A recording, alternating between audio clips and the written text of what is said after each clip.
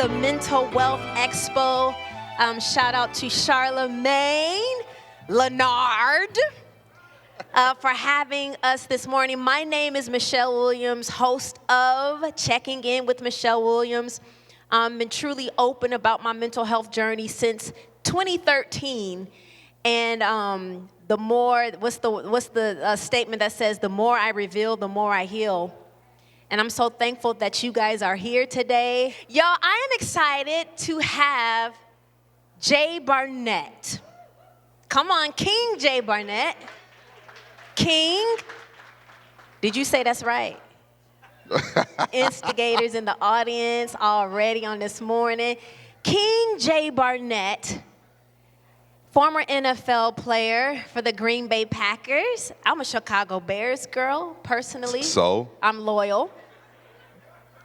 And who is now a therapist, who is now a vessel of healing and breakthrough in so many lives of people. And so I'm thankful that you're here. I'm thankful we get to have this conversation. Yes, I am glad to be here because it has been quite a journey, as I've shared on so many platforms, to transition out of football and to kind of transition into the mental health space, but just to transition in life altogether. So I'm excited about this conversation. And yeah, this is going to be good. You've gone from NFL turned therapist. Why? Whew, let's see. Let me see how I'm going to unpack this.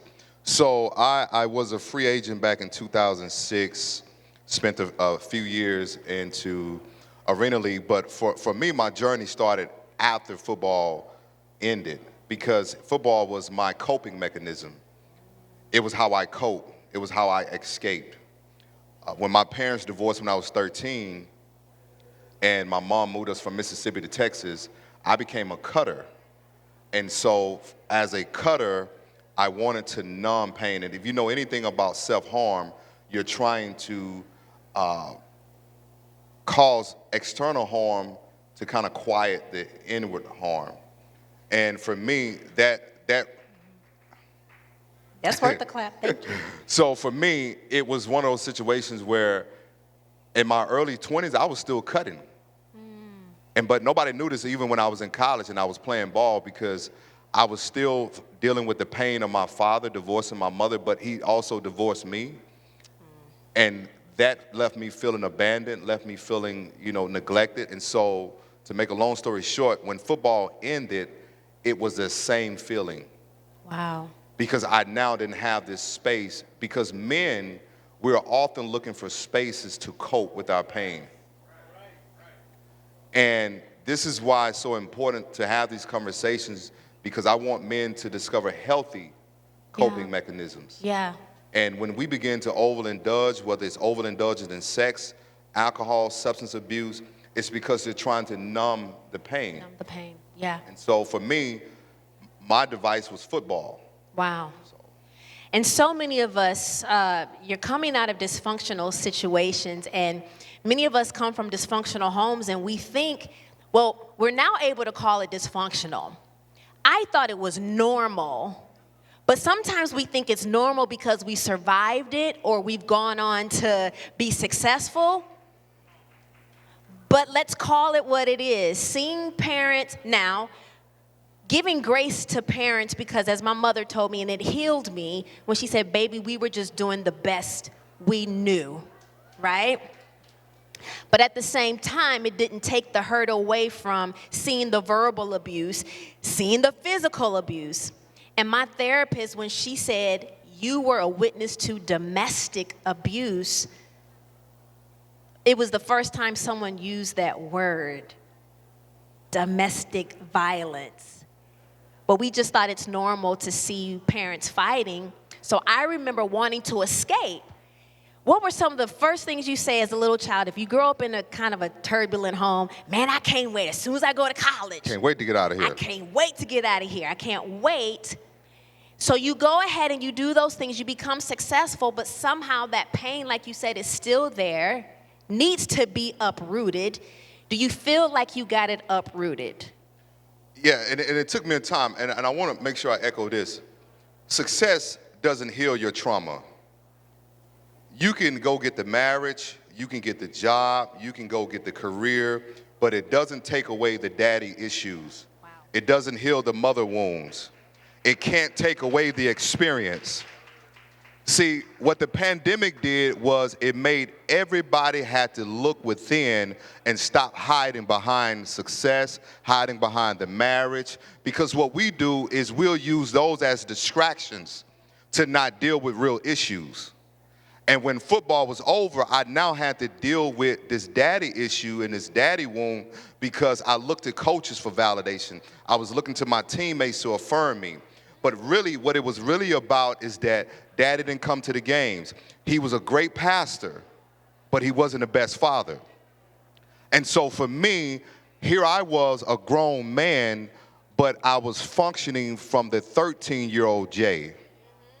Because 13-year-old Jay, when my parents divorced, here I am, a stand-in husband for my mom and a surrogate father to my sisters. And not one person asked me how I was doing. I cannot remember that none of my my teenage years. And it wasn't until my second suicide attempt that my mother began to say, well, Jay, we don't know what to do. And it wasn't until getting into therapy and addressing why did it hurt so bad because you couldn't play football. And I literally told the therapist, I said, man, I don't know who I am. And for most of us as men, we identify ourselves by what we do. And that's very dangerous because when you can no longer do that, you now lose your identity. And therapy and healing allowed me to discover Jay beyond the field, Jay beyond the pain, Jay beyond the hurt. Because see, when we experience trauma, we all develop a maladaptive persona. Yeah. So that becomes a defense mechanism, right? You got hurt in a relationship and now the walls goes up. And it's not that you're looking at everybody as a potential abuser or a potential predator or a potential person to cause harm. You're now saying, I have to protect the person who got hurt. Wow. You have to protect the person that got hurt. I remember someone telling me, Michelle, put the sword down. My engagement was kind of public. The breakup and all of that stuff. And I just remember being so defensive and someone having to tell me, baby girl, put the sword down because you feel like you have to protect yourself.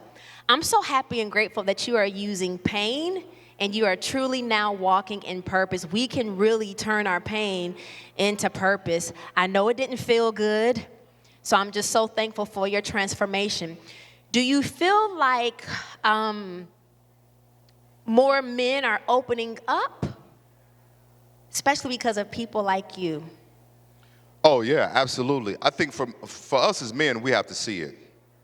When you think about being an athlete, whenever I'm speaking to athletes, I always use the illustration of Michael Jordan jumping from the free throw line. He won't do that unless, he would not have attempted that until he saw Dr. J do it. So for us as men, we have to see somebody go before us and do it. So when I started sharing my story about football, and it wasn't so much about what football did, it was about me losing myself when I could no longer play. I wasn't hurt or anything like that. I was young. I was like 24, 25 years old. So I'm 39 now. So it was years of going through that process. And I think when I began to be open, I had so many of my teammates were like, bruh, I was thinking the same thing. And for us as men, it's that fear of having our wounds be used against us, emotional blackmail, as I call it. It's having your story be exploited. And the one thing that I often tell mothers that are raising sons or women that are dating men that have gone through trauma, men have to be able to trust you with their conversation, as my brother said. Okay.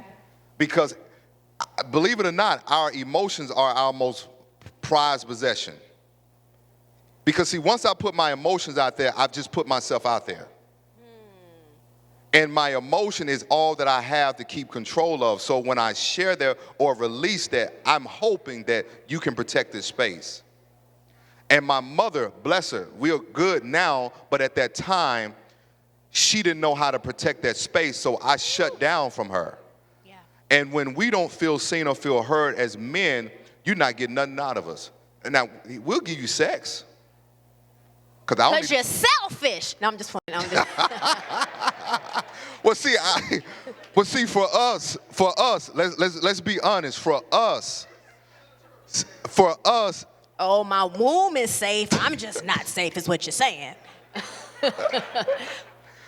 Because for us, the emotions is not the driver for the act. Mm-hmm. Sex is an affirmation, right? Mm-hmm. So for us, it's not the driver.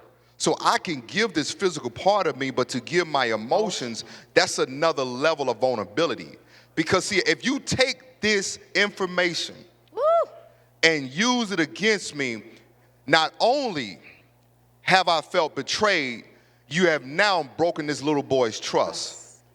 Because every man is trying to protect the little boy, just like every woman is trying to protect the little girl. Yes. So that's why it's important for us to heal, because once the little boy heals, the man can evolve. Yes. But it's hard for the man to evolve when the little boy said, hey, what about me? What about the abuse? Yes. So if I'm hearing you say, some of my healing came when I realized that I had some unmet needs as a child. There are about 10 unmet needs, emotional needs that a child has. Affirmation is what you named, attention, affection. How many of us knew that a child needs about 10 hugs or displays of affection from you per day? I didn't know that. I only got two. A day. So I grew up in a household where if say I went to hug my mom, well, she wasn't shown affection. We were shown affection by you got a roof over your head, clothes on your back, shoes on your feet, right? And so we just didn't grow up with physical touch. Respect. What do you mean you need respect? I pay the bills around here. Security, some emotional security, providing a stable home physically and emotionally. So what happens is when you turn about 35 on, getting up there, when you really start adulting, have you ever found yourself responding like that 7-year-old or that 12-year-old? Well, go back to that time when you were 7 or 12 years old and try to figure out what happened. As a therapist, that's called, go ahead. No, you got it. I'm not credentialed. It's on you, sister. I'm not credentialed. I just go to therapy. I just go to therapy a lot from my journey of depression, living in a household of anxiety. This is a safe place, and I want to go back to when you were talking about creating a safe place. Women and men creating a safe place, being safe people. There is a book called Safe People. And I remember reading that book called Safe People. And I was reading it because I was trying to figure out who wasn't safe around me. I read that book by Dr. Henry Cloud and John Townsend called Safe People, and I said, oh, I wasn't the safe person. So when you say creating a safe environment, maybe just listen. What are some other ways that we can be safe people? See, you can't provide a safe space until you become safe with yourself. Okay. And I'm gonna tell you how you create a safe space for yourself. See, while most of us have been taught we want unconditional love, but what I challenge my clients and people that I work with is unconditional acceptance. It's being able to accept the good, the bad, and the ugly. Yeah. And when you are creating safe spaces for people, it's being able to accept things that you weren't prepared to hear. Things that may wow you, like, oh, I can't believe that. Because, see, safe is more about allowing the individual to share some of their deepest, some of their most things that they don't want to talk about, things that you don't want to pick up unless you got some gloves on. And being able, because here's the thing, when we've done this a lot in black culture, a lot of my family, tons of secrets. Tons. Speaking of secrets, okay, what do we do? Okay. Go ahead, Bishop. This is good, darling. This is good. I imagine if we were to lift up this rug, Come on. how filthy it is, Come on. because we sweep stuff under the rug. Okay, go ahead, take that tag team. Okay, tag I'm team. going to take we that. tag team Because preaching. here's what happens. We want to present the image because we've been led that this says that we have made it and that you're okay. And let me tell you something. You're only as sane as your secrets.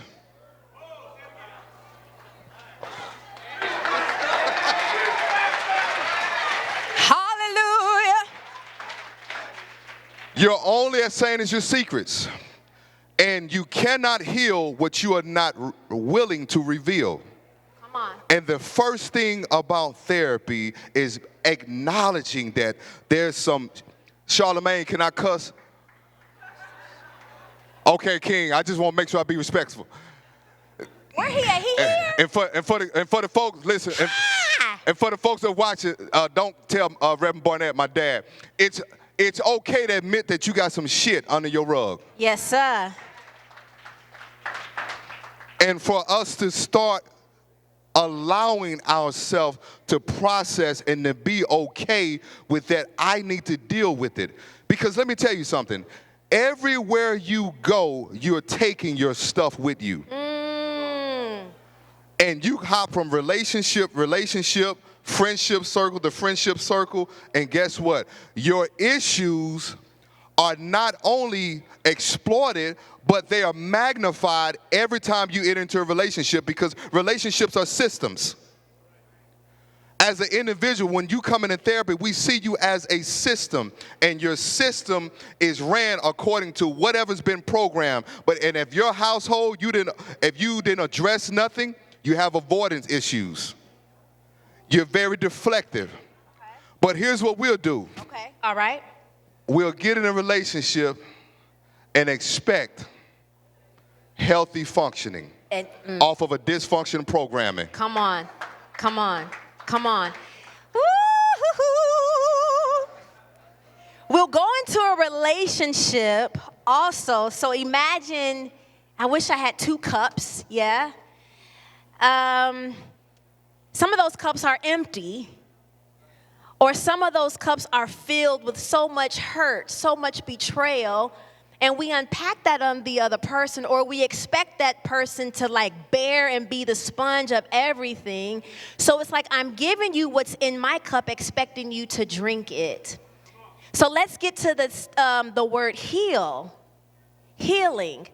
What does that word mean to you? What is healing? How do we heal this Sunday morning? Healing is death. Healing is like a death. Is that right, King? It's like a death.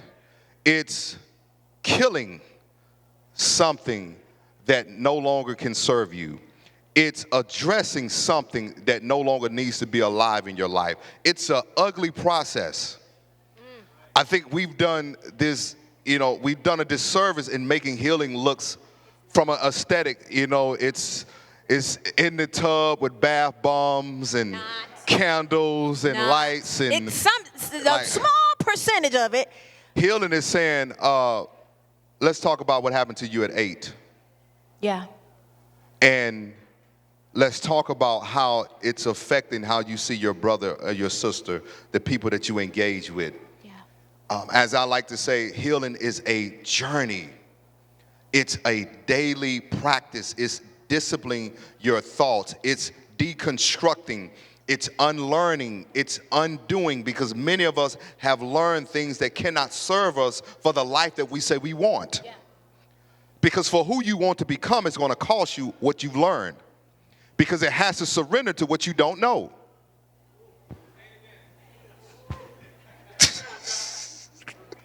Y'all writing this down. Write it down for me. And that's the thing that's so powerful about therapy and healing, because you get to discover certain parts that you tucked away that was affecting your present. And once you begin to reveal, because 2 questions I ask people when they come, I said, listen, do you want a solution or do you want to fix a problem? Or do you want attention? Solution or attention?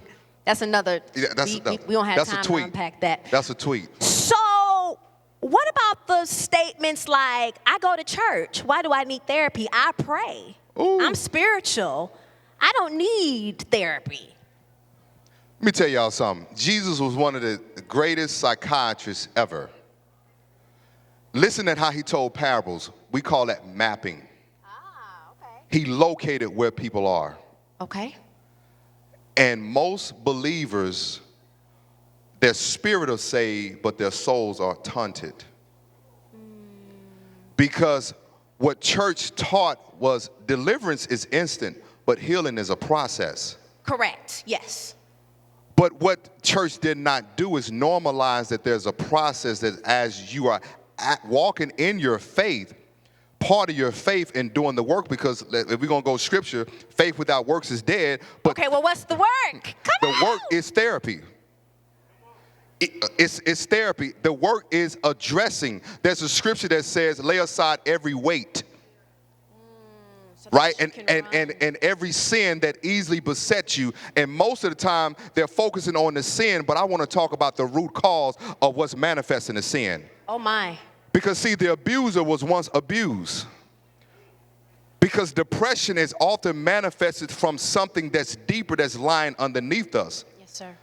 And when you begin to unpack and begin to say, oh, this is why I have avoidant issues. Because I was in a house where they didn't talk about nothing.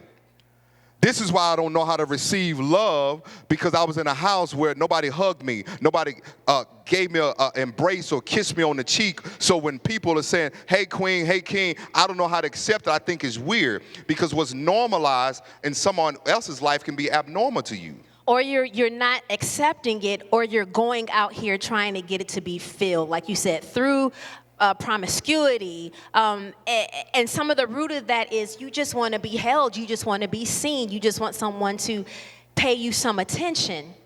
Is it okay if we open up the floor for Yes. one or two questions? Yes, let's do it. Thank you so Yes. much. The Thank you. gems dropped, Yeah. my friend. Yes, thank you. Anybody, this is a safe place. Safe place.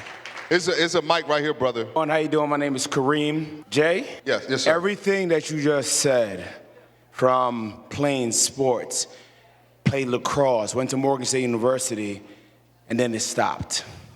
And then I went through the mental, and I had no place to go. Thank you for what you're doing. I left a pen over there. I'm buying your books right now.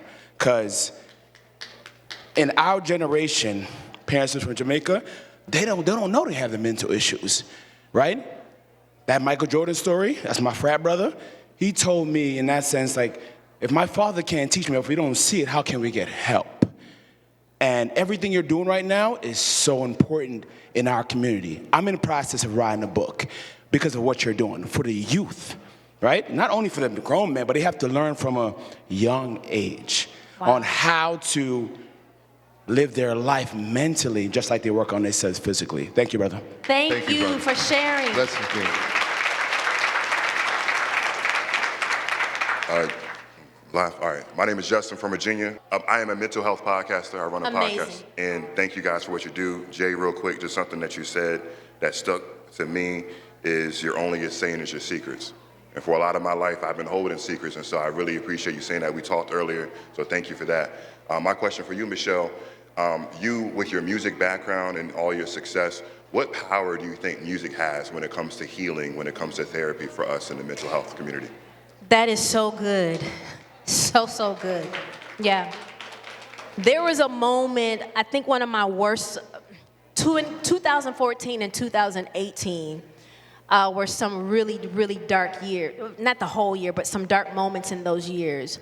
And it was music, faith, and therapy. The right type of music. Is it affirming? Or is it just gonna remind me of my problems and my issues? So I'm just so thankful that there are artists, of course my favorite being gospel. I didn't sing in a gospel group, but it's kind of like the most genre of music that I have right now is, music of faith. So thank you so much. But music definitely does play a part. Even on my way here, just certain types of music that do help. The waves. the certain waves of music and what it does to your brain as you sleep, the calmness of it. I don't know exactly what it's called, but I wanted to say too that, but thinking about going back to school for this, I did get accepted to get my degree in psychology, just so that, thank you, yeah. I'm excited about that, but music for sure will be a part of my journey moving forward. Thank you so much. 2 minutes, anything, how do we wanna, oh, go ahead, darling, yes ma'am. So Jay, I'm a therapist, and in most places, I can be the only therapist, the only Black therapist. And so how I, as a Black female therapist, can support our Black men in therapy? What are some things that we can do to hold space? That's a great question. And also, I commend you on the work that you're doing. And just for statistics, 41,000 psychologists and psychiatrists across the country, and less than 2% are Black, and less than 1% is Black men. And we have this disparity because now we have this overwhelming rate of Black that are seeking therapy, but there's nobody to see us. I reside in the Dallas area, and there's only 3 of us in the region. And my wait list, Michelle, was like 3 weeks. And I felt bad because I lost a young man who wanted to get in, and we just couldn't see him, and he took his life. And it was so, and that thing weighed on me for so long. And as a Black therapist, male or female, the support that you can offer, you're already doing it. Because you're in the work. And I think, you know, Charlamagne has done such a great job using his platform, and many other brothers, you know.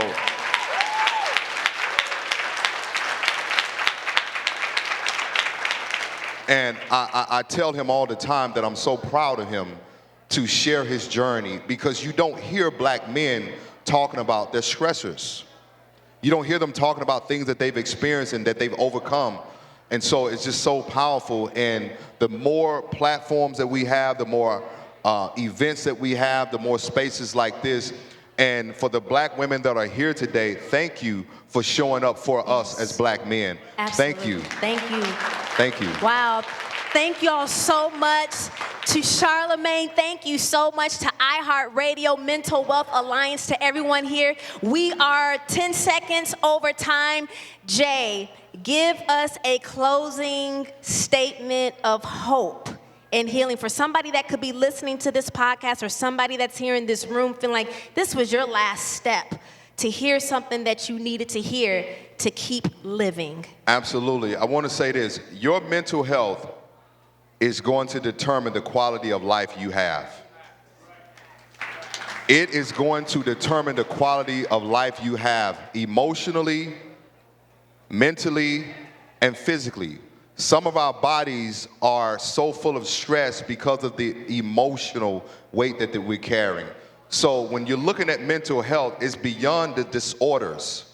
The disorders is the depression and the anxiety, those things. But the mental health, those 3 elements is your emotional, mental, and physical. Take care of those areas. And if I can say anything, be compassionate with yourself. Be gracious to you. This is a journey. I tell brothers all the time, man, this has been 10 years going back to school. Only 10 years ago, my godmother found me under the bed from a drug overdose. I got back in therapy, had to start all over again, but it's a journey, so be patient with yourself is what I want to leave everyone with, because we're all on a journey, and know that your life matters. Thank you, guys.